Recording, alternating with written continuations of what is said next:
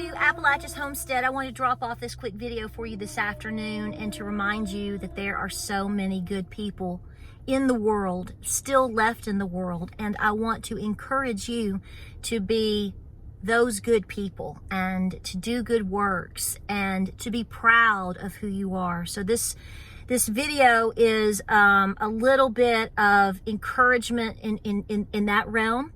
And then it's also a little bit of pushback, because I do understand, and you understand too, that times are particularly tough, and they're only going to get tougher. And we have to hold true to our beliefs, and we have to hold true to who we are. And most importantly, we need to hold true to understanding that we cannot be divided. And one of the weapons that a lot of people use to try to divide us is, unfortunately, in many different ways, from many different places, is to try to use race as a form of division to further divide us. And this comes from people in society. This may come from people you know. This certainly comes from people in the media, and it certainly comes from people potentially even, obviously, they can use it. Our government can use it.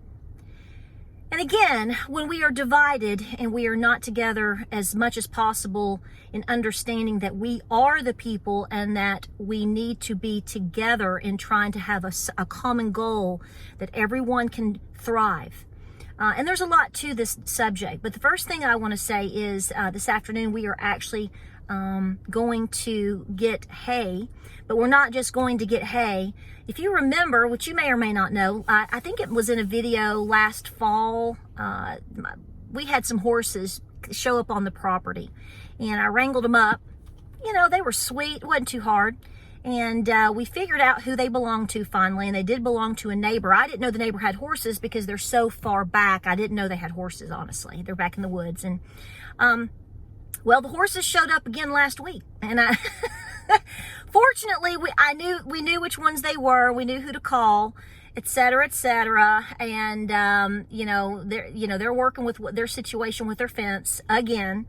And, but here's the thing, is this neighbor called day before yesterday and, had said, I want to, do you all need hay? Well, of course we need hay. We always need hay. And, we knew that they also, because they have a lot of property, they cut hay. And, we had asked before, if you ever have any for sale or whatever, because they're not far from us, just down the road. And he called and he said, do y'all, basically, do you need some hay? And we were like, well, sure, how much or whatever. And he said, I believe I've got 50 on the trailer. And he said, I've got some out in the field. He said, I may have around 70 bales of hay. And he said, there's no cost. There's no cost. You can just come and get them.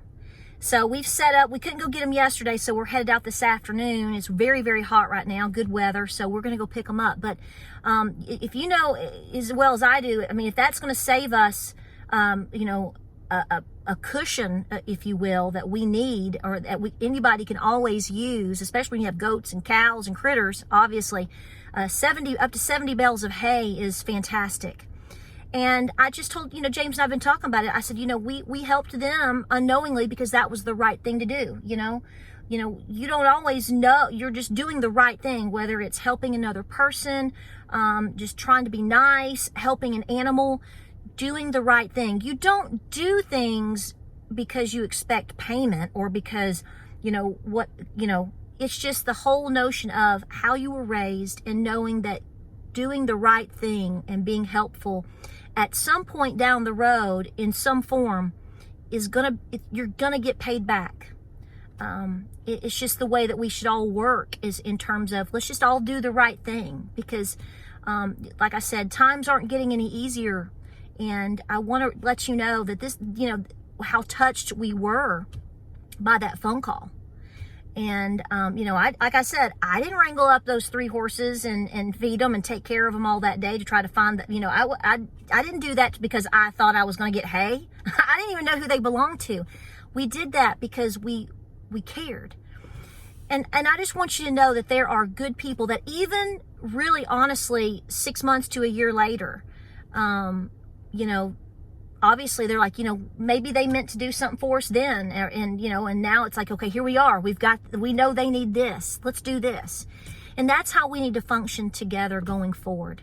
And I want you to know that if you're here on my channel, that is truly our motto. And, we talk about things sometimes that I know are tough to hear. But guys, we talk about things because we want people to be safe. And my fear right now is division amongst our people more than anything, because division amongst particularly the American people ultimately will be our demise. And it's so hurtful to see people say things to others that really, it's like, where were you raised? To say things so negatively to people about, because here's my thing. I know that if people are saying negative things to me, and it's not a huge amount, okay? So I'm not complaining that I can't take it. Of course I can. But I find it so sad and so pitiful that grown adults, of all the things that we talk about, and all the things that I try to share, and all the things that we should be worried about, whether or not I'm Native American, whether or not I will say the word Indian, whether or not I will say even the word COVID, or whether or not, if Patera found out she was African American, she would probably be afraid to say it, right? Because that's how people down there, people over there are. Well, so I'm going to tell you right now. Let's just go through this whole list right now. So let me just know, this video is to encourage you to stand up for yourself. First of all, I am not ashamed to say the word Indian. I try to be very thoughtful with giving respect to people. And there are a lot of Indians that would prefer to be called indigenous, or they would prefer to be called Native American. And there's a debate on that always. I can tell you right now that Miss Lou, who is a major Cherokee elder, she is very proud to be called Native American, and she's very proud to be American, and she's very proud of our country, because she is, to me, one of the individuals that could absolutely talk day and night about a lot of problems that we've seen in history, things that we can still see today. But she will tell you what she believes, and that believing in God, and she believes in Jesus, and that she wants to be a good person, and she wants all of us to come together. And she will say, I'm proud to be Native American. So when I say indigenous or Native American, it's not because I'm ashamed of the word, if you want to call me, if you choose to, as having Indian blood. It's all over my great-grandmother's death certificate. I'm not ashamed that it says, Indian Irish. I'm not ashamed of that at all. So to the ignorant soul that wanted to make that sort of a big deal on my channel, I am going to pray for you, even though you upset me with that type of statement. Sir, I looked at your channel and I wasn't really impressed. And frankly, I think you probably should work upon yourself and your content, as opposed to worrying about little old me, whether I say the word Indian, indigenous, or Native. I've also seen some individuals that are very sick-minded, that are, frankly, I'm going to just throw it out there. If you sit around and you talk about a person having an Indian in the wood, or a Cherokee or an Indian in the woodpile, I would say that's kind of racist. I just want to let you know that you have a very sick, twisted heart and mind.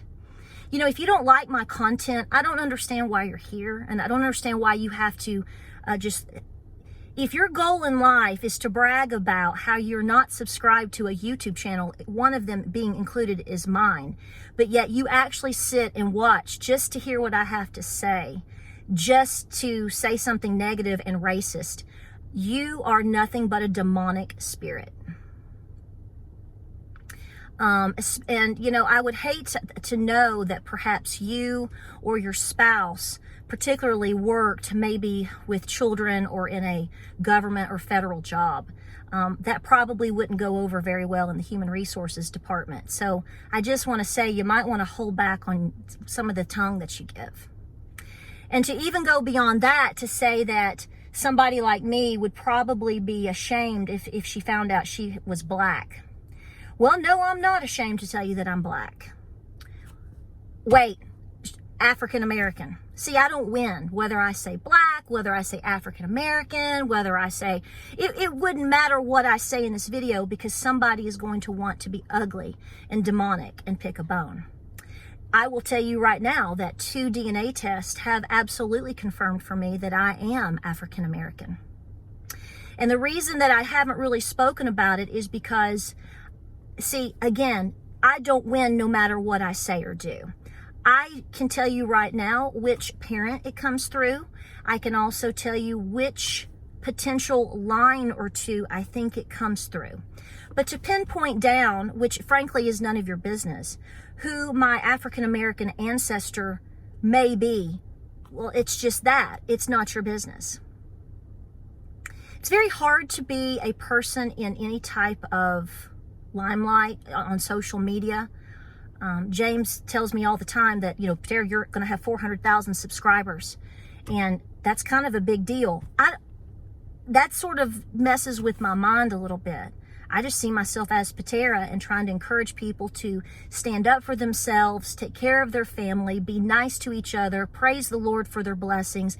And you know what, guys? We're entering a tough time, and I really hope you have a full pantry so that you, your children, and your grandbabies can fill your bellies this winter and hopefully the next too. I didn't know that it was a requirement for me to have to sit here and to give a full breakdown of my DNA, whether I'm Scottish, whether I'm Welsh, whether I am North American Indian, Native American North, from the Sonora to Eskimo. I just never really knew that it was such a requirement. I didn't know that I was going to have to list all my 17 ancestors on the Eastern Cherokee rolls. Cherokee roll applications. I didn't know that I was going to have to go through my experience in terms of understanding who was accepted and who was rejected. I didn't know that I was going to have to explain to you how I've sat in archives after archives trying to figure out just who is this potential long lost ancestor that clearly is African American. Were they a slave? Probably. But I don't know that, see. I didn't know that was a requirement to whether or not you thought I was a decent person or not, or whether or not me talking about how you can raise a broody chicken, how you can help a broody hen, hatch babies to further help your farm. Or I didn't know that was a requirement in order for me to show you how to make bread or make biscuits on open fire, or, the importance of, good care for a barn kitten. But apparently it is something for some people out there. So here it is. I'm Patera. I'm from East Tennessee. I've been happily married for 25 years. I have 3 beautiful sons. I'm proud of all of them. They are my sons. They are adults. They are doing excellent in school. They are doing excellent in life. They are very self-sufficient, and they will always be my babies.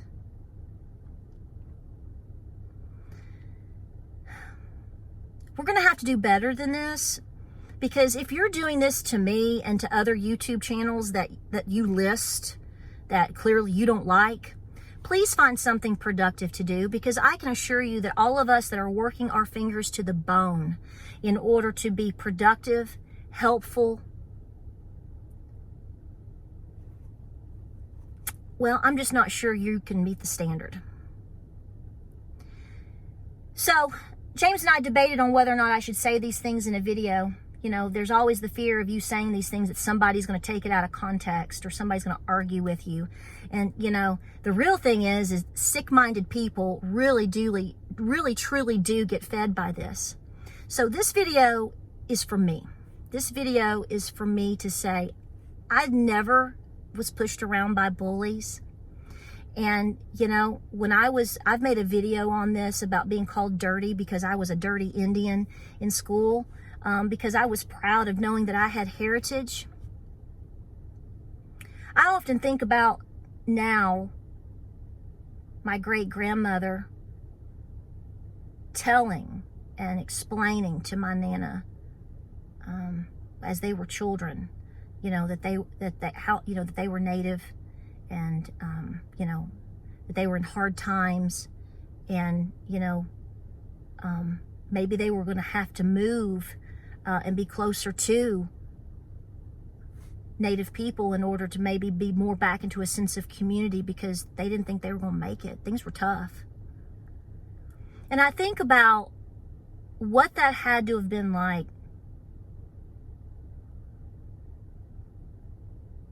A lot of people over time have had to sort of just say, I know I'm this, but I don't know anything about it. And that's because the people before them were shut up and were abused and mistreated. Can we stop this now? I think we should. I think it's long past time.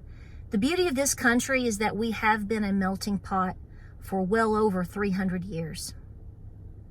I'm proud of everything that I am. And I don't think I need to sit here and explain to you why I have, Mongolia in my bloodstream. I think it's obvious. Is that going to make me a better person? Is that going to make me worse of a person? Is that going to make God love me less? I don't think so. So if you don't like my content, if you don't like what I do, if you don't like what I say, please find something more productive to do. If you don't like any of the other homesteading prepper relatable type channels, what we're saying or what we're doing today, go find something more productive to do. I hope maybe you sat and watched the funeral today for hours upon end of the Queen. It was impressive what I saw. So maybe that's something that you need to consider, is watching that over and over. I don't know. Make sure your Netflix is working. But we are doing things here. We are helping people here. We are proud of what we are here. We love God. We love Jesus. And we love helping people. We don't care where they came from. We don't care what color they are. We don't care what their great grandparents were or were not.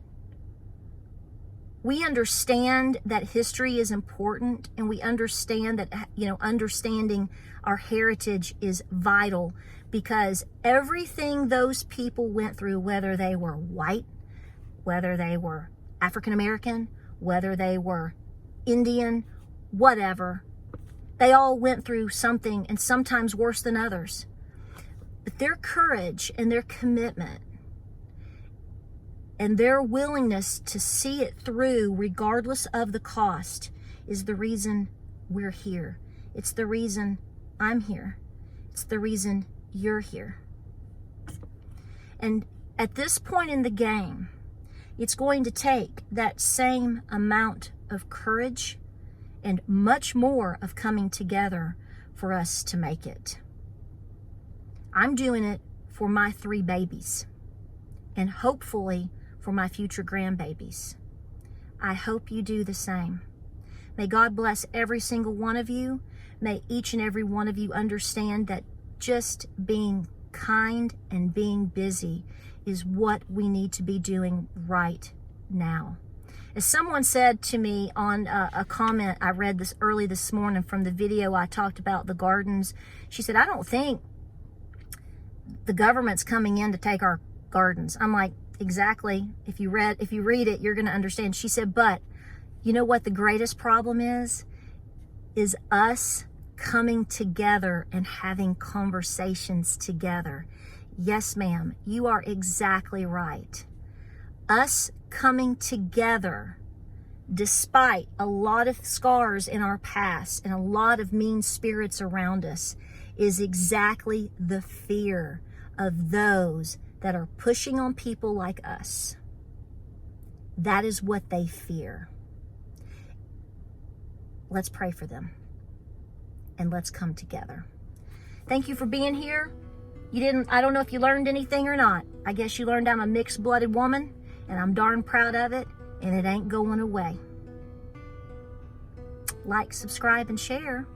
Time to go get a whole lot of hay, and I'm looking forward to paying it forward, because that's what good people do. We'll see you on the next video.